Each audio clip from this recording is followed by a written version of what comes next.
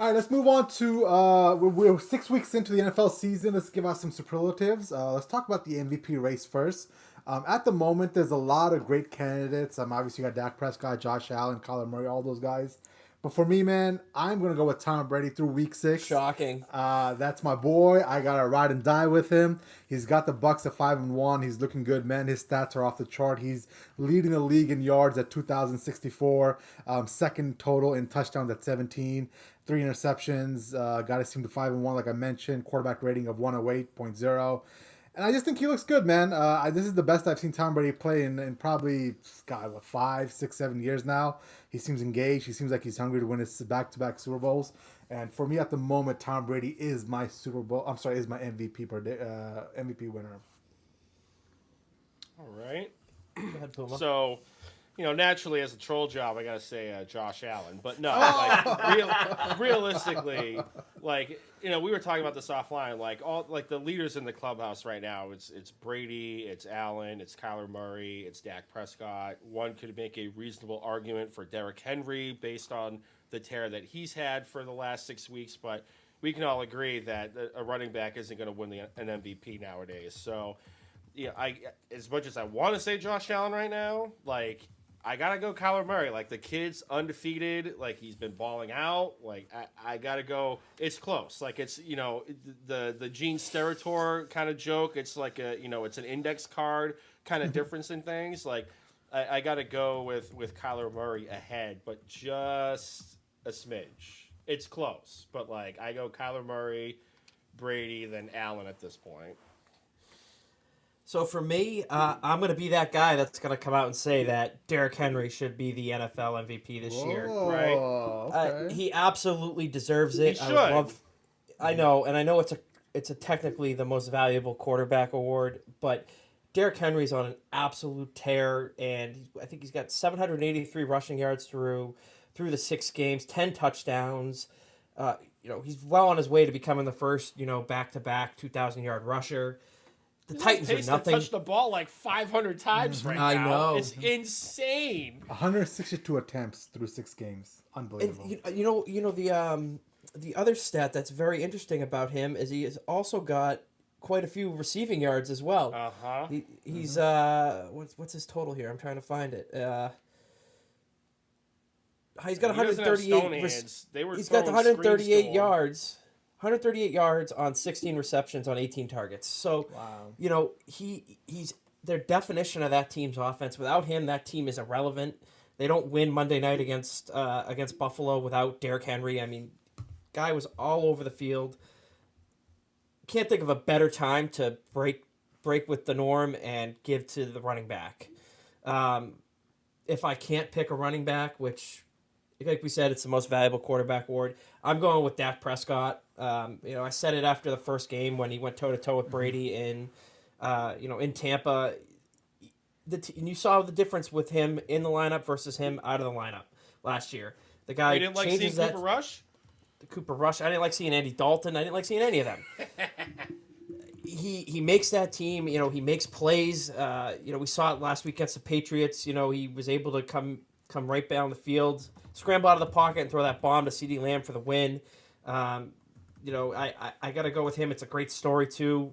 He's locked in as the comeback player of the year. I don't think anybody's going to touch him on that at this point. But if I got to pick a quarterback, it's Prescott. Yeah, I will say Dak Prescott's been very impressive, and what he did the other night against the Cowboys, man, like Belichick was throwing everything at him, flooding the zones, blitzing. It didn't matter. Dude saw it all, and he was able to dissect that defense up pretty easily. So let's move on to the offensive player of the year and the defensive player of the year. I'm not going to go in depth about the offensive player of the year because for me, that's Derrick Henry. You just laid out a great case, Burge, in regards to just how pivotal he is for that Titans offense.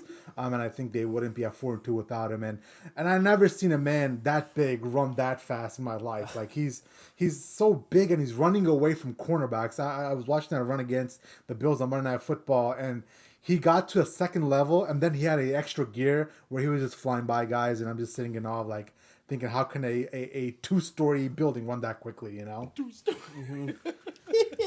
The defensive player of the year for me is going to be one Trevon Diggs, the cornerback for the Dallas Cowboys. The guy's having an insane season. He's halfway towards building Diggs Island out there wherever he lines up.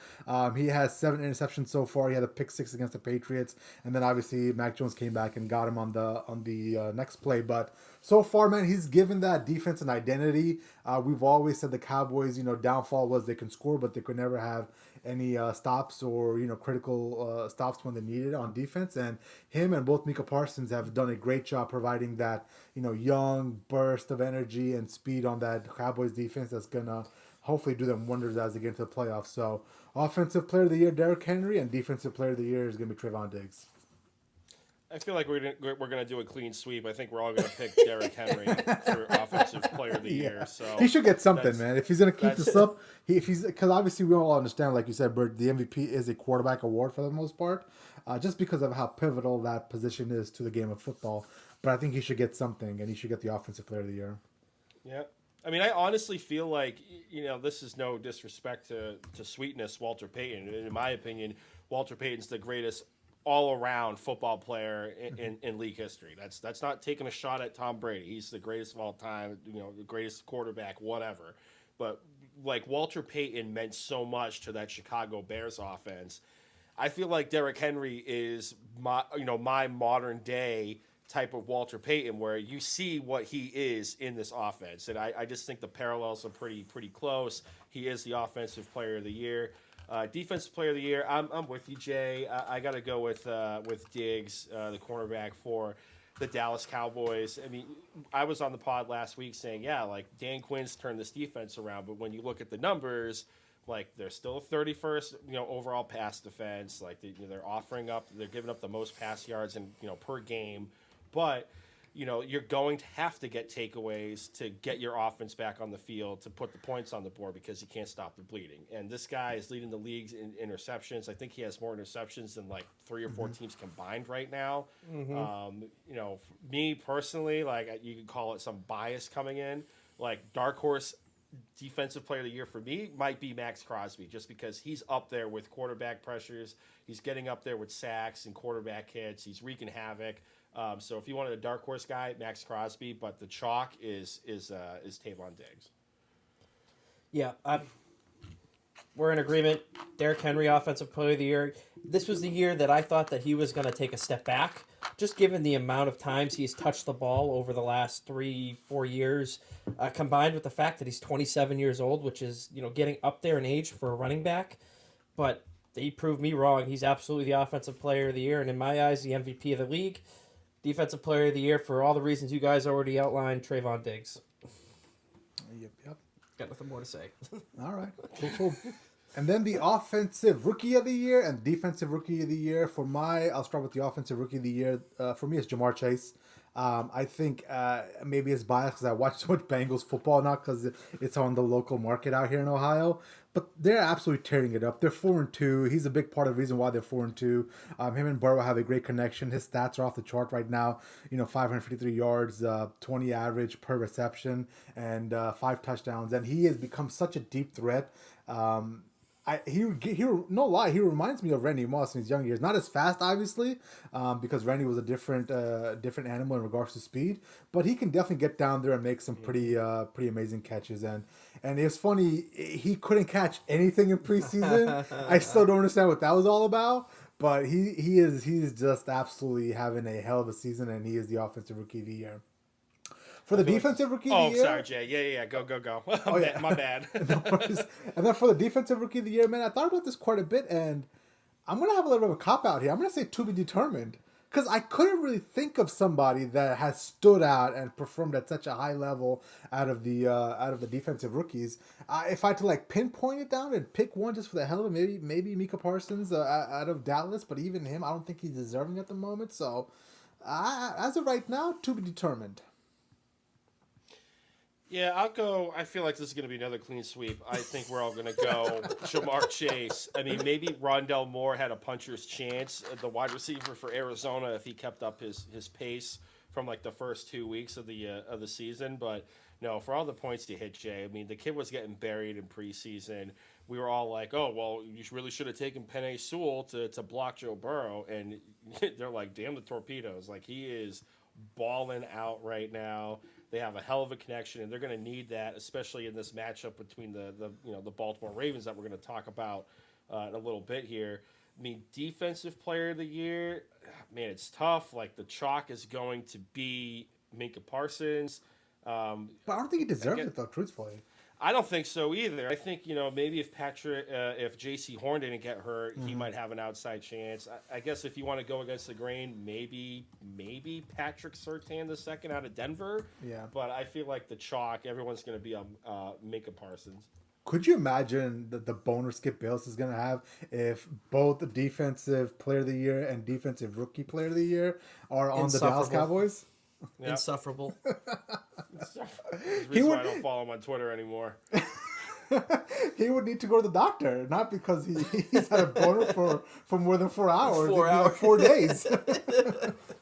Charlene, you ain't doing your job. Christ. You guys hit it. I'm with you on Jamar Chase for basically everything you guys put out. I was one of the guys burying him in the preseason, especially in my dynasty football leagues for the guys that took him number 1 overall in the rookie draft. Proved me wrong. He's off to a great start. I think he's the front runner right now. Defensive rookie of the year. I'm kind of in the same boat as you, Jay. I'm like, I thought about it for a little bit. I'm like, there's nobody that just popped into my head that should get it off the bat. I narrowed it down to 2 at this point that I would go with. Obviously, Micah Parsons that we've already talked about, and I like what Asante Samuel Jr. is doing out in L.A. He's got a couple interceptions already, so those were the 2 guys that. See, I was gonna throw him on there, but he has been that whole defense has been brutal the last couple of weeks against the Browns and the Ravens. They've got lit up and torched, and he also had a couple of bad games. But before that, I could have seen your point. Yeah, it's just one of those things, like you said. It's no one's really going out and taking that. It's just there's a couple of guys that you could throw out there, and we'll see what the rest of the season holds out. But